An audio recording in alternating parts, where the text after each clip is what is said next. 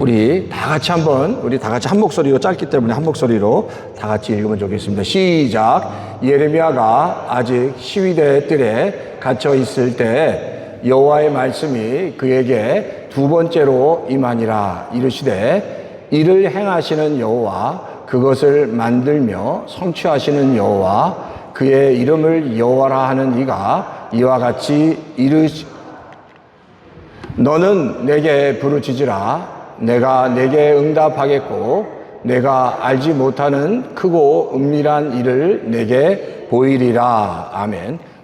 자, 한번 다시 이렇게 또 레위기 29장 10절입니다. 쉽게 읽겠습니다. 시작. 여호와께서 이와 같이 말씀하시니라. 바벨론에서 70년이 차면 내가 너희를 돌보고 나의 선한 말을 너에게 성취하여 너희를 이곳으로 돌아오게 하리라. 아멘. 아멘. 자, 잠깐 기도하겠습니다. 하나님 감사합니다. 오늘 또 이 시간 함께 해주시고 하나님의 또 귀한 뜻과 살아계심을 함께 경험하는 놀라운 역사가 있게 해 주시옵소서. 주님을 정말 진정으로 살아가는 하나님의 자녀들이 하나님을 경험하고 하나님의 큰 복을 받는 놀라운 역사가 있게 도와 주시옵소서. 감사를 드리고 이 모든 말씀을 예수님의 이름으로 간절히 기도하옵나이다. 아멘. 아멘. 오늘 하나님의 뜻, 사람의 바램이라는 제목으로 말씀을 드리겠습니다. 자, 우리가 지난 주간에도 예레미야에 대해서 좀 말씀을 드렸는데, 사실 구약 성경에서 예레미야서와 그 앞에 그 이스라엘의 그 역사를 잘 알고 계신 분들이 많지 않습니다. 굉장히 어렵진 않지만 그것들을 이렇게 분명하게 알고 있는 분들이 꽤 많지 않습니다. 제가 신앙생활을 한 40년, 50년 하신 권사님에게도 여쭤봐도 그 이스라엘의 바로 예레미야 시대에 그 전후 사정, 그리고 포로로 잡혀갔을 때 그 전후 사정에 대해서 이렇게 분명하게 알고 계신 분들이 많지 않습니다. 그래서 어떻게 보면 좀 어렵지만 오늘은 지난 시간에도 좀 말씀이 쉽진 않았지만 그 말씀은 좀 반복해서 들으시면 그 말씀의 의미를 더 깨달아 알 수 있거든요. 오늘은 좀 더 쉽게, 그렇지만 아주 중요한 이야기를 같이 한번 나누면 좋겠습니다. 어제 그 미국 250주년 인디펜던스 데이, 그 미국 그 경축일이었습니다. 독립기념일이죠. 그래서 막 폭죽이 그냥 밤새도록 터지고, 여기도 보니까 오던 길에 길바닥에 그냥 뭐가 그렇게 난 유리가 있는 줄 했더니 그냥 그게 화약이 다 터져갖고 바닥에 다 날려 있더라고요. 그만큼 여기저기서 폭죽을 터뜨리고 축하를 했는데, 근데 우리가 그냥 겉으로 그렇게 폭죽을 터뜨리며 축하하고 노래를 부르면서 축하했지만, 사실 이 미국 땅이 250년 동안 정말 하나님께서 이 미국 땅에 축복해 주셔서 지금까지 이렇게 오게 하신 것은 다 하나님의 은혜입니다. 그리고 미국은 정말 전 세계에 이런 가장 슈퍼 파워를 가지고 있는데, 우리는 정말 이 정말 좋은 나라에 살고 있는데 많은 분들이 이 좋은 나라에 살고 있는 걸 모르시는 분들도 많더라고요. 근데 우리는 정말 좋은 나라에서 많은 다른 나라 사람들이 부러워하는 미국에서 살아가고 있습니다. 근데 중요한 건 이 미국이 끝까지 하나님의 말씀 위에 세워져서 하나님의 영광을 드러내는 나라가 될 수 있도록 우리가 함께 기도하고 우리가 애써야 할 줄 믿습니다. 그래서 사실 이 미국이라는 나라도 이 땅의 나라이기 때문에 영원하지 못합니다. 근데 중요한 건 하나님께서 미국이라는 나라에 사명을 주고 그 사명을 감당할 때까지 하나님은 미국에 축복을 하실 겁니다. 이거는 모든 나라 그리고 모든 성도와 가정에게도 동일합니다. 사명을 주시고 그 사명을 감당할 때까지 하나님은 그 교회를, 그 성도를 축복하시고 사용하신다라는 사실입니다. 오늘 이제 우리가 이야기를 할 때 이스라엘의 그 역사에 대해서 잠깐 아주 간단하게 제가 말씀을 드릴게요. 자, 이스라엘이 어떤 왕으로부터 세워졌죠? 이스라엘의 첫 번째 왕이 누구였나요? 첫 번째 왕은 사울 왕이었습니다. 자, 그런데 사울 왕이 또 하나님 앞에 범죄하고 두 번째 왕이 다윗이었습니다. 근데 이스라엘 전 역사에서 가장 왕성하고 융숭했고 하나님의 마음에 합한 왕이 바로 다윗 왕이었습니다. 근데 정말 하나님께서 축복을 주셨는데 그 다음 왕 솔로몬 왕이 정말 지혜로웠지만 그 말년에 하나님의 뜻대로 살지 않아서 솔로몬 왕 다음에 나라가 두 나라로 갈려지는데 첫 번째는 북이스라엘이라는 나라 그리고 남유다로 갈려집니다. 북이스라엘과 남유다로. 근데 북이스라엘은 여로보암이라는 왕이 통치하고요. 남유다는 르호보암이라는 왕이 통치를 합니다. 근데 나눠져서. 그런데 북이스라엘은 굉장히 하나님 말씀에 합당치 않는 삶을 너무 살았기 때문에 그 왕들과 백성들이 결국 한 200년 정도 지내다가 아수르라는 나라에 망합니다. 그리고 남유다도 또 열심히 살지만 또 하나님 앞에 범죄해서 마지막에 바벨론이라는 나라에 망하는데 지금 오늘 우리가 지금 말씀을 나눌 예레미야는 바로 그 바벨론이라는 나라에 망하기 직전의 상황, 그 상황에 대해서 말씀하고 있다는 사실. 바벨론이라는 나라, 그 상황, 그 직전의 상황에 대해서 말씀하고 있다라는 사실을 우리가 좀 염두에 두시고, 그리고 하나님께서 그 바벨론에게 멸망하지만 그러나 여전히 이스라엘, 남유다 백성들, 이스라엘에 대한 하나님의 뜻이 무엇인지, 그리고 그 뜻을 잘 살피면서 나를 향한 하나님의 뜻이 무엇인지도 같이 살피면서 하나님 말씀 다시 듣도록 하겠습니다. 자, 오늘 본문에서 첫 번째 우리가 알아야 될 것은 성도는 하나님의 때를 바라봐야 한다는, 하나님의 때를 바라봐야 된다. 이게 하나님의 때를 바라본다는 게 너무너무 중요합니다. 사실 인생을 우리가 살다 보면 우리의 바람이 있습니다. 우리가 이렇게 하면 좋겠습니다라는 우리의 바람이 있지만 하나님이 우리 인생에 대한 하나님의 때는 그것이 다를 때가 있습니다.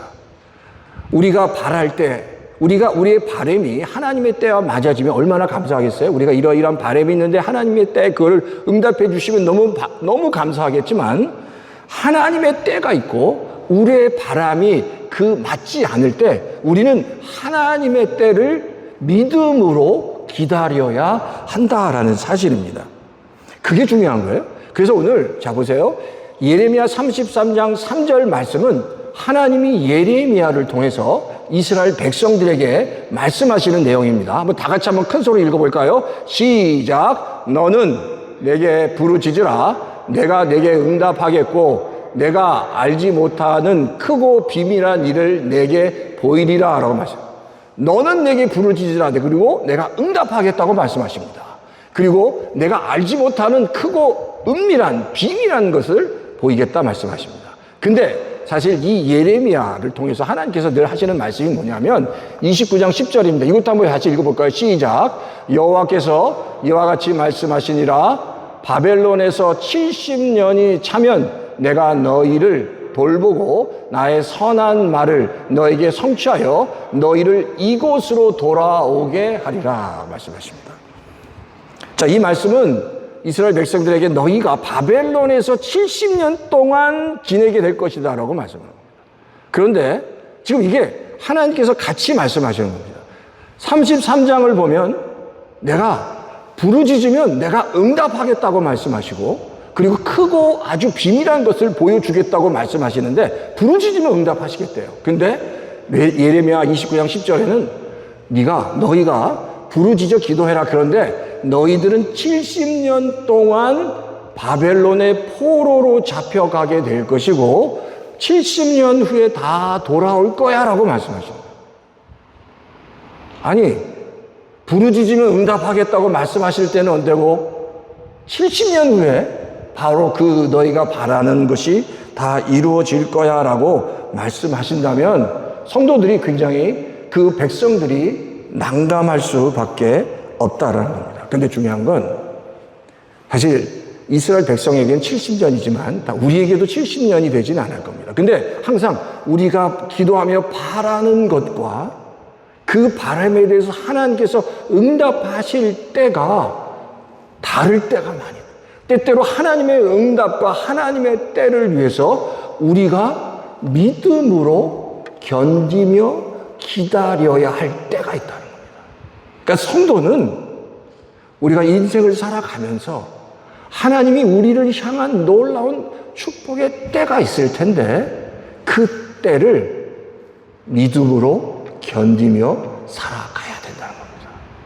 그리고 그 때를 끝까지 견디며 믿음으로 살아간 성도에게 하나님께서 축복해 주신다.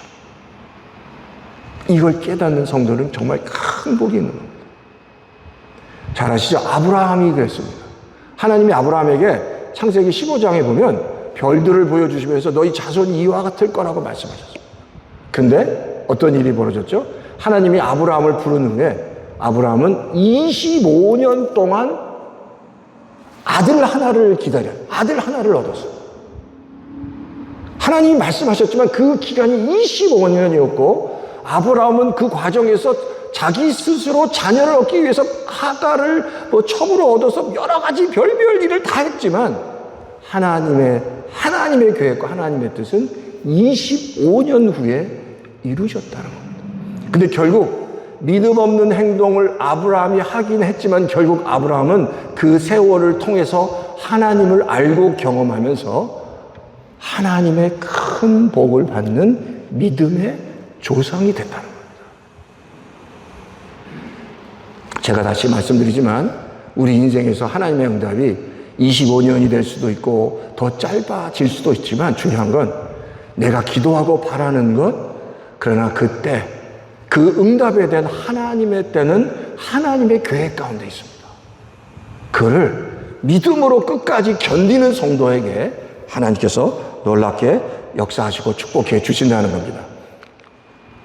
자, 전도서 3장 11절 한번 다 같이 한번 읽어보면 좋겠습니다. 다 같이 한번 읽겠습니다. 시작. 하나님이 모든 것을 지으시되 때를 따라 아름답게 하셨고 또 사람들에게는 영혼을 사모하는 마음을 주셨느니라. 그러나 하나님이 하시는 일의 시종을 사람으로 측량할 수 없게 하셨도다.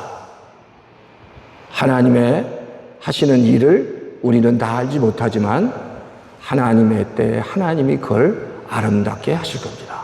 그러니까 우리가 우리의 삶 속의 기도 제목이나 그 모든 것들 하나님의 때를 정말 기다리시는 우리 성도님 되시기를 주의 이름으로 축원합니다.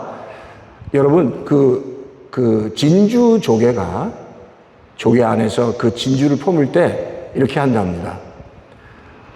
진주 조개 안에 모래가 잘 아시죠? 모래가 들어오면 그걸 그냥 그 진주 안에 있는 살로 그거를 딱 품는데 그 품을 때 굉장한 고통이 있답니다. 근데 어떤 조개는 품다가 너무 아프면 그걸 뱉어낸다는 겁니다. 근데 그 조개는 뱉어낸 조개는 그 안에서 진주를 얻을 수 없는데 그것을 뱉지 않고 끝까지 품으면서 자신의 몸에서 그 진주액인 나커라는 진주액을 계속해서 뿜어내면서 그 모래알을 쌓고 쌓는 진주는 때가 됐을 때 정말 영롱한 진주를 얻을 수 있다는 겁니다. 혹시 사람이 그 끝까지 품기 전에 조개를 이렇게 열어버리면은 더 이상 그 진주를 얻을 수 없다는 겁니다. 근데 끝까지 그 때까지 그 진주가 그 모래알을 품은 조개는 그 안에 영롱한 진주를 그때 얻을 수 있다는 겁니다. 하나님의 때까지 성도가 기다리며 나갈 때 마지막 진주 같은 하나님의 놀라운 복과 은혜를 경험하게 되실 겁니다. 바로 끝까지 나가시는 그 하나님의 때를 바라보고 끝까지 믿음으로 나가시는 우리 성도님 다 되시기를 주의 이름으로 축원합니다. 두 번째는 하나님이 원하시는 일을 묵묵히 가야 된다는 겁니다. 자, 예레미야 24장의 말씀. 자, 지난번에 제가 한번 같이 읽었으니까 그냥 설명드릴게요. 24장의 예언이 이거였죠. 이스라엘 백성들은 바벨론의 포로로 잡혀가는 것을 몹시 싫어했습니다. 근데 그게 하나님의 뜻이었죠. 그래서 바벨론의 포로로 잡혀간 백성들을 하나님이 이렇게 얘기하는 겁니다. 잘 익은 무화과 열매를 담은 광주리 같다고 얘기했어요. 잘 익은 무화과 열매를 담은 광주리 같다. 바벨론의 포로로 근데 바벨론 포로로 잡혀가지고 애굽으로 가고, 그리고 예루살렘에 남아있는 백성은 썩어 빠지고 상한 무화과 열매를 담은 광주리 같다라고 말씀하셨습니다.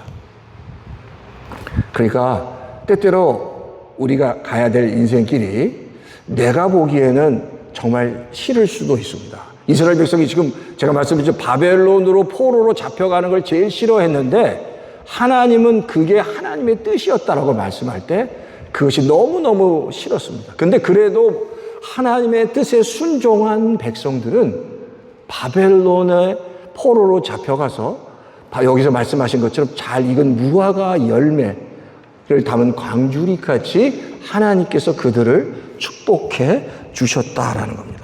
바로 그 성경이 나오잖아요. 그래서 바벨론으로 포로로 잡혀가면 이제 완전히 거기서 그냥 인생을 망치고 완전히 그냥 뭐 잘못될 것 같았는데, 바벨론에 갔더니 어떤 상황이 벌어졌죠? 바벨론의 총리가 누구라고 말씀드렸죠? 느부갓네살 왕 두 번째 권력을 가진 다니엘이 바벨론의 총리가 되어 있었던 겁니다. 그리고 그 바벨론의 총리는 예루살렘으로 이스라엘로부터 온 포로들을 극진히 보호해주고 그들이 그 이방신에게 당하지 않도록 그들을 커뮤니티를 만들어서 지켜주었다라는 말씀이 예레미야서 29장이라고 말씀드렸죠. 그들이 서로 결혼해서 자녀를 낳고 그 자녀가 또 결혼해서 또 아이들을 낳도록 하나님께서 다 지켜주셨습니다. 근데 사실 이스라엘 백성이 바벨론에 가서 그냥 호의호식하면서 호화롭게 산 것만은 아닙니다. 그곳에 가서 그 바벨론의 건축을 돕기 위해서 굉장히 힘든 노동도 해야 했습니다. 거기서 정말 힘들고 어려운 노동도 했지만 놀랍게 그 이스라엘 백성들이 바벨론에 가서 그런 노동도 했지만 그들을 하나님께서 그 말씀대로 지켜주셨고 그들이 신앙 안에서 살아갈 수 있도록 회당도 지어주시고, 그래서 그 회당 안에서 기도하게 하시고 하나님을 잊지 않게 하셨더라고요. 그리고 그 바벨론에서 그 모여있는 이스라엘 백성들이 워낙 하나님께서 지혜를 주셔서 거기서 어떤 일들이 벌어지는지 아세요? 바벨론의 경제권을 그들이 잡기 시작합니다. 그러니까 하나님께서 놀랍게 역사하셨어요. 그리고 더 중요한 건 뭐냐면 그들이 바벨론의 포로로 잡혀갔을 때 이스라엘 역사상 아주 중요한 책을 하나 저술합니다. 이스라엘 백성들이 바벨론으로 잡혀가서 그들이 쓴 가장 중요한 그 역사책이 하나 있는데 그게 뭔지 아세요? 포로로 잡혀간 서기관들과 포로로 잡혀간 그 사람들이 쓴 아주 중요한 역사책 중에 하나가 바로 열왕기 상하라는 책입니다. 우리가 그 성경이라고 읽고 있잖아요. 그 열왕기 상하를 쓰면서 그들이 뭘 고백하냐면 그 이스라엘 왕들이 얼마나 하나님 앞에서 어떤 죄를 지었기 때문에 하나님께서 이렇게 진노하셔서 나라가 먼저 북이스라엘이 멸망하게 됐고 남유다가 멸망하게 됐는지를 그 왕들의 이야기를 통해서 다 기록합니다. 근데 그 책이 바로 바벨론에서 기록됐다는 거예요. 그게 바로 열왕기 상하라는 역사서입니다. 그러니까 하나님은 그들이 바벨론으로 포로로 잡혀간 그때를 그냥 버리는 시간이 아니라 자기 자신들을 돌아보고 다시 영적으로 회복할 수 있는 그런 시간으로 만들어 주셨다는 겁니다. 이스라엘 백성이 하나님의 원하시는 길을 꿋꿋하게 묵묵하게 간 성도에게는 그 안에서 놀라운 복을 받았다는 겁니다. 그러니까 성도가 이 땅을 살아가면서 그게 제일 중요한 게 뭐냐? 내가 원하는 바가 있고 하나님이 원하는 바가 있을 수 있습니다. 마음 기도하면서. 그리고 내가 지금 뭔가 당장 이루어졌으면 하는 그런 조급함이 있을 때도 있고 때때로 그 하나님이 응답하시지만 그걸 하나님의 때에 응답하시려고 할 때도 있습니다. 근데 그때 묵묵하게 가면서 신앙의 길을 가면서 하나님의 때를 기다리는 성도에게 하나님께서 놀랍게 역사하시고 축복하신다라는 사실입니다. 중국에 여러분 만리장성 있잖아요. 만리장성이 제가 찾아보니까 엄청나게 이 사람이 만든 그 유적 중에서 가장 큰데 만리장성을 쌓은 기간이 2000년이 됩니다. 2000년. 2000년 동안 지었다가 헐고 했는데 그 돌 한 장이 벽돌 하나하나 쌓는 시간이 2000년. 2000년이 지난 뒤에 그 만리장성이 세워졌다. 근데 중요한 건 무슨 일을 만리장성을 쌓든 어떤 무엇을 하든 성도는 하나님의 일을 하면서 내가 해야 할 벽돌 한 장을 놓고 내가 해야 할 돌 하나를 세울 때 그리고 그때 하나님의 때에 하나님께서 그 일들을 이루어 주신다는 겁니다.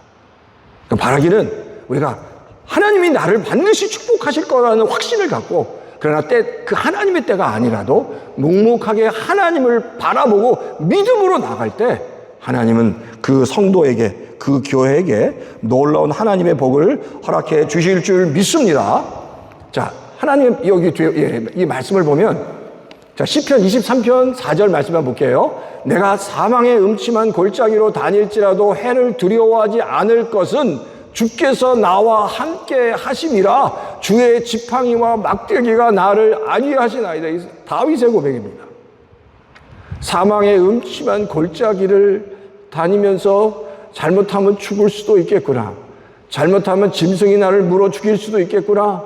골짜기에 빠져서 내가 죽을 수도 있겠구나라는 그런 음침한 골짜기를 다니지만 하나님은 그 성도를 그냥 두지 않고 함께 하신다는 사실.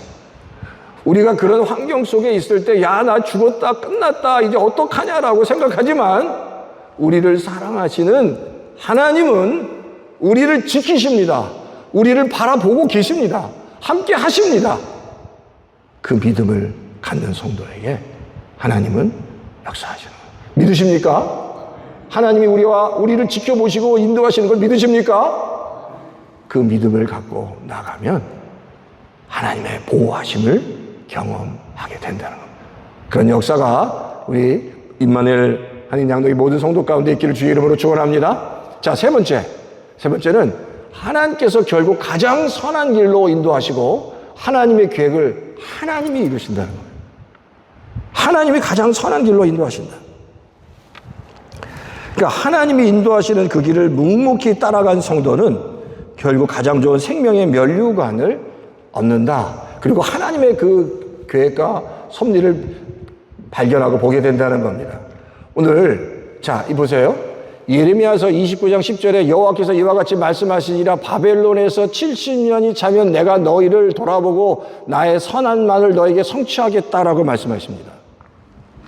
자, 70년 후에 내가 다시 너희를 회복하겠다라고 말씀하십니다. 이게 지금 여기서 처음 들으시는 분도 있고 예전부터 들으시는 분도 있겠지만 하나님께서 예루살렘에 있는 성도들에게 예레미야를 통해서 하신 말씀. 너희가 포로로 잡혀가고 너희가 그곳에서 제대로 못 살 거가 걱정스럽고 힘들 것 같지만 내가 너희가 포로가 되고 그곳에 살고 있다가 반드시 70년이라는 세월이 되면 내가 너희를 다시 예루살렘으로 돌아오게 하겠다라고 딱 70년이라는 말씀이에요. 근데 보세요. 70년이라는 이 시간이 도대체 이게 무슨 70년이라는 거예요. 그렇게 말씀을 하죠. 70년 네가 포로로 잡혀가지만 70년 뒤에 다시 돌아온다는 얘기. 그럼 그 70년이 너무 추상적이잖아요. 근데 성경 역사에 보면 그 70년이라는 숫자는 성전과 관련된 너무 분명하고 중요한 시간이었습니다. 자, 그게 바로 이겁니다. 바벨론에게 예루살렘이 무너지고 성전이 무너진 연도가 제가 적었어요. BC 586년도입니다. 이거는 역사적인 사건이에요. BC 586년도에 성전이 무너집니다. 근데 성전이 다시 세워진 연도, 이스라엘 백성이 포로 잡혀갔다 와서 성전을 짓기 시작하고 성전이 다시 완성된 연도가 역사적으로 BC 516년입니다. 그 차이가 몇 년이죠? 차이가 몇 년이죠? 70년. 하나님이 예레미야를 통해서 말씀하신 그 70년 뒤에 너희가 돌아오겠다는 그 말씀이 성전이 무너졌는데 다시 성전을 수룹바벨이라는 사람이 성전을 지어서 다시 완성할 때가 BC 516년이었어요. 하나님의 말씀이 말씀 그대로 다 이루어집니다. 그 사이에 어떤 일들이 일어나는 줄 아세요? 성전이 무너지고 예루살렘이 무너졌을 때 사람들은 모든 게 끝났다고 생각했습니다. 근데 하나님은 계획하셨습니다. 70년 후에 다시 회복된다. 그것으로 끝난 게 아닙니다. 바벨론으로 잡혀간 포로들이 거기서 살다가 바벨론이 무너집니다. 그리고 페르시아라는 나라로 바뀝니다. 그런 일들이 또 있었어요. 근데 페르시아가 된 다음에 고레스 왕이 그래 너희가 소원하는 대로 내가 너희들을 예루살렘으로 보내겠다고 고레스를 통해서 보내줍니다. 근데 고레스가 성전을 다시 지을 수 있는 모든 물자를 가지고 다 보냈지만 물자를 가지고 온 이스라엘 백성들이 예루살렘에서 성전을 짓기 시작했는데 바로 끝난 게 아니라 엄청나게 많은 반대가 있었습니다. 그래서 약 15년 정도, 16년 정도 성전을 못 짓습니다. 그런데 놀랍게 페르시아의 다리오라는 왕이 밤에 책을 읽다가 역사, 그 전 왕들이 남긴 글을 읽다가 이스라엘 백성이 성전을 지으려고 보냈는데 그들이 지금 뭐 하고 있는 그런 궁금증이 생겨서 봤더니 고레스 왕, 자기 선친 왕이 이스라엘 백성에게 성전을 지으라고 보냈는데 그들이 그냥 짓지도 않고 가만히 있는 걸 보고 다시 허락을 하고 성전을 짓고 완성하도록 한 것이 516년이었다. 그 70년 동안 별별 나라가 망하고 왕들이 바뀌었는데 하나님은 그 모든 역사 가운데 하나님의 계획과 하나님의 뜻을 정확하게 이루셨다라는 거예요. 하나님의 뜻이 이렇게 이루어진다면 이건 이스라엘이라는 하나님의 나라에서만이 아니라 성도님 한 분 한 분에 대한 하나님의 계획이 있습니다. 내가 그거를 이렇게 잘 깨닫지 못할 뿐이지 그걸 깨달아야 돼. 나를 향한 하나님의 계획과 섭리, 이 땅에서 내가 어떻게 살아야 되는지 계획과 섭리를 우리가 알아야 됩니다. 그리고 그 하나님의 나를 향한 하나님의 뜻을 묵묵히 살아갈 때 하나님께서 여기 계신 성도님을 통해서 놀랍게 축복하시고 하나님의 영광을 받으신다는 겁니다. 이게 이스라엘.